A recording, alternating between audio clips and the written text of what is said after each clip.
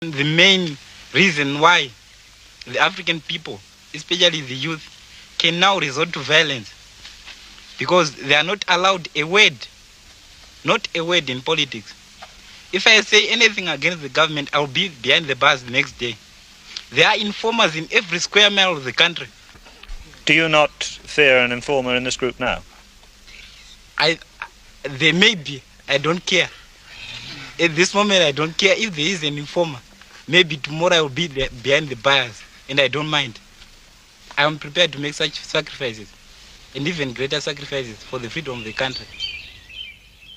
These boys talked to me in May at St Ignatius College just outside Salisbury. 4 of them are now behind bars. Last month, the school was raided twice. The police came with guns, dogs and tear gas. 23 arrests were made. The police were stoned, a Land Rover was turned over. Today, 18 days after their arrest, no charges have been made against the 4 boys still in custody. Children of our age to realize the hardships the African is facing. And I think this is also the case in South Africa. You've only got to consider what's been happening at the South African universities and to realize that the younger generation at any rate is realizing what the African has to put up to. And even though they can't do much about it, they're trying their hardest.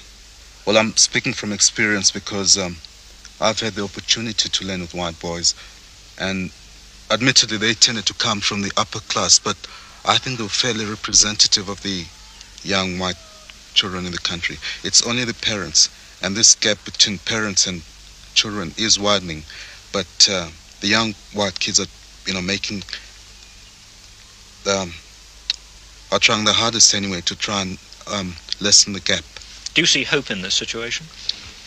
Yes, I think it's a hopeful sign. I mean, in terms of years, I don't think we can say that conditions will change in 5 years, but I think gradually the voice of the present generation anyway will not be neglected.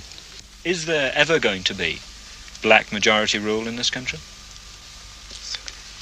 Certainly there will be, if we Africans strive long enough. But the trouble is we can't. We're ever suppressed.